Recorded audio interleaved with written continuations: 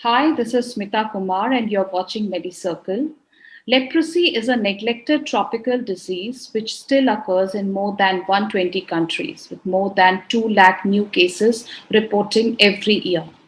Do you know India is currently running one of the largest leprosy eradication programs in the world, that is the NLEP, the National Leprosy Eradication Program. Despite this, 1,14,451 new cases of leprosy were reported in 2019 in India. This is 56.61%, a very big percent of the total global of the new cases. At MediCircle, we are conducting an exclusive series on the occasion of the World Leprosy Day. Through this series, we aim to create awareness about leprosy and share the views of individuals and organizations that are doing a commendable work for leprosy patients. As we all know, we celebrate the World Leprosy Day on the 30th of January. In this initiative, today we are proudly having Dr. Mary Verghese of the Leprosy Mission Trust India. Dr. Mary Verghese is the Executive Director of the Leprosy Mission Trust India, which is the largest leprosy focused non governmental organization in India.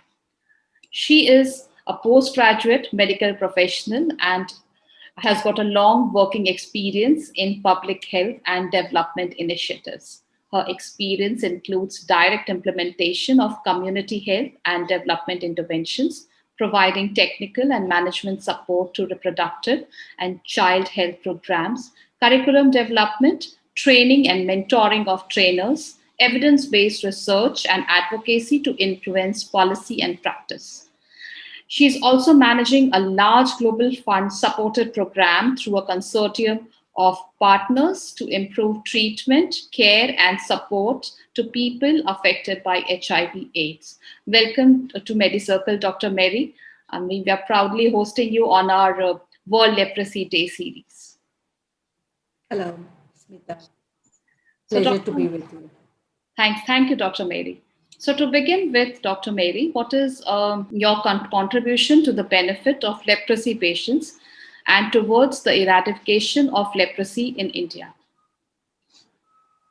The Leprosy Mission Trust India is a very old organization. We have been in existence for nearly 147 years, and we have always served people affected by leprosy.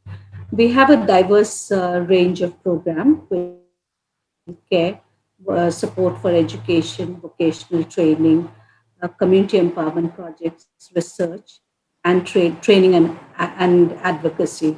So we are spread across 10 states, and we have the healthcare we deliver through 14 hospitals, which have general services as well as specialized leprosy services.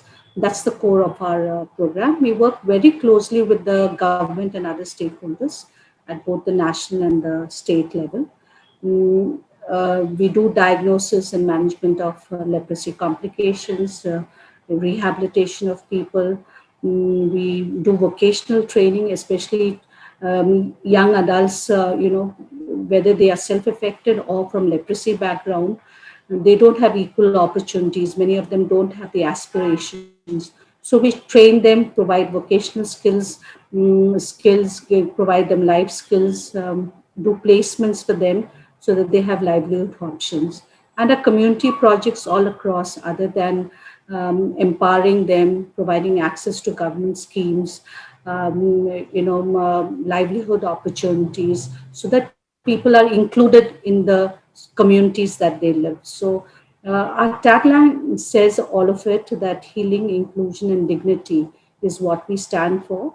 We do research through a molecular lab and other operational research, focusing around leprosy and training of many of the healthcare providers, whether it's medical doctors or physiotherapists, occupational therapists, paramedical workers.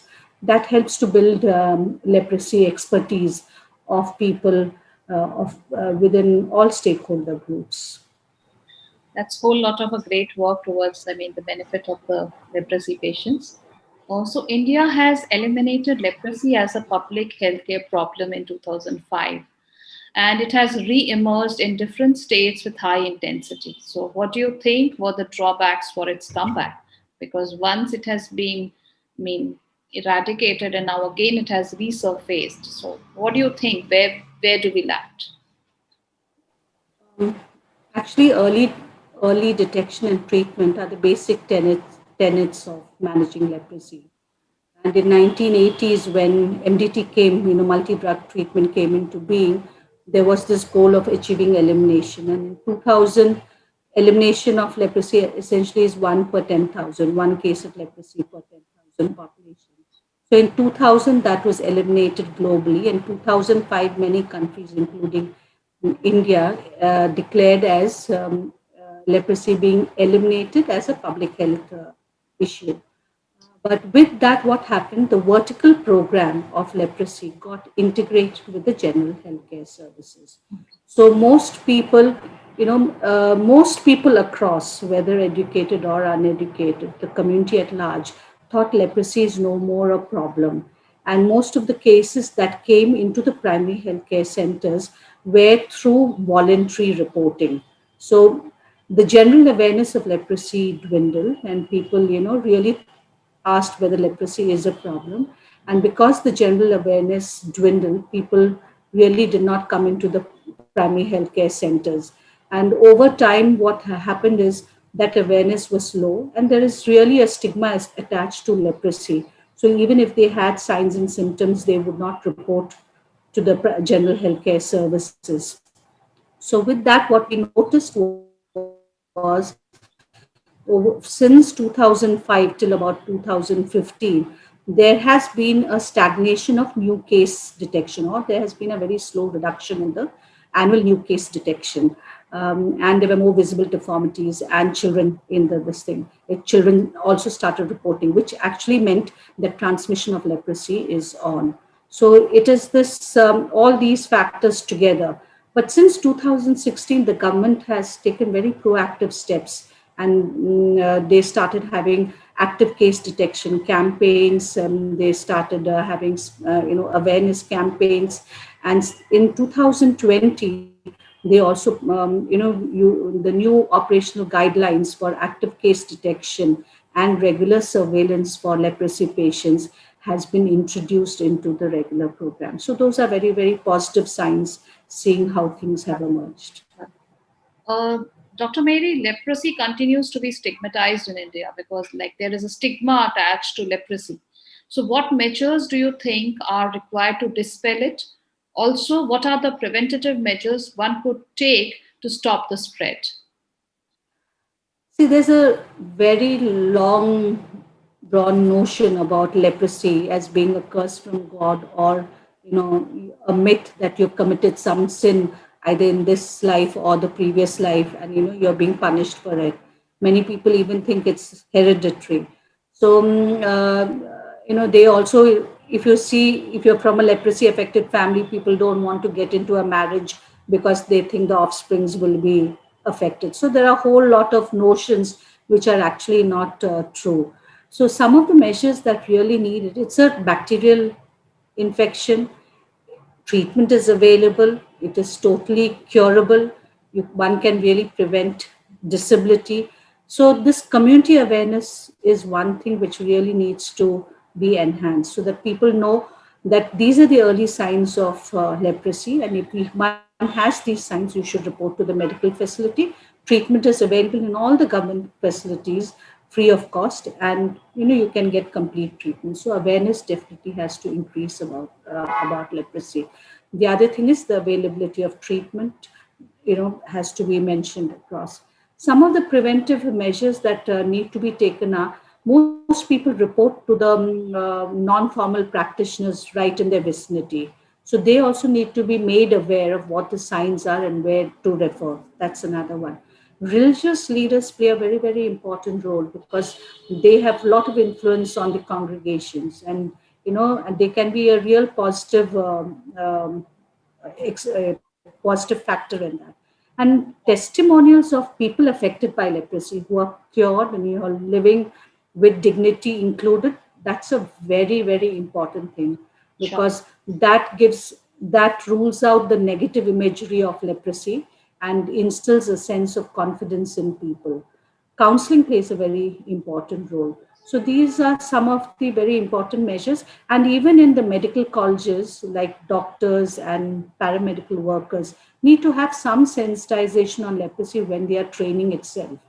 Because, many people don't see leprosy when you're learning.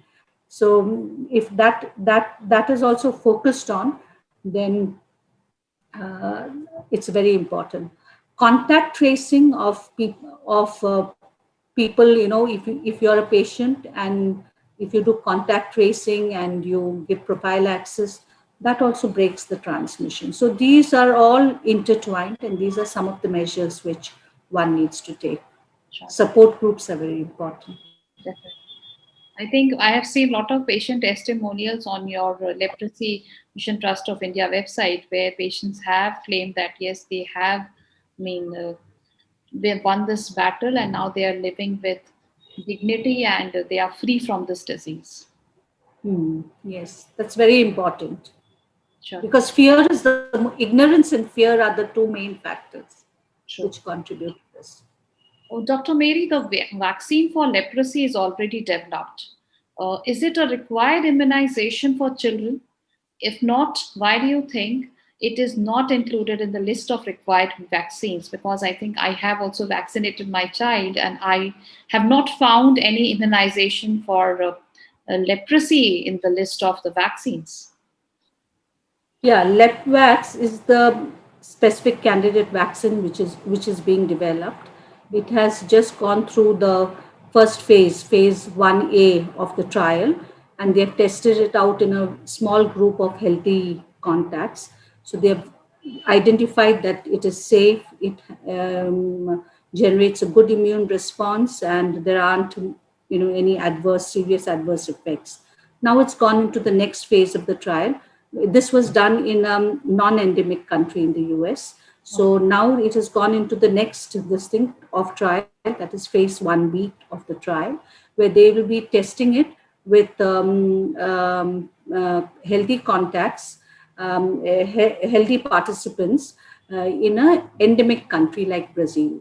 So based on the protocols have been developed. So we have to see what the results of it is before it goes into the next two phases. So until now, we do not have a vaccine for leprosy prevention. So that was, really a great information on a lot of things which we actually don't know about leprosy, like it is curable, if it is diagnosed in time, and you can actually combat this disease and live with dignity. There is a lot of help provided both in government and private hospitals. And I think government is also doing a very great job with the NLEP program. So thank you so much, Dr. Mary, for joining us for a talk show on this World Leprosy Day series, because we also want India to be free from this disease. And I hope this becomes a really successful program, the National Leprosy Eradication Program, which India is presently having.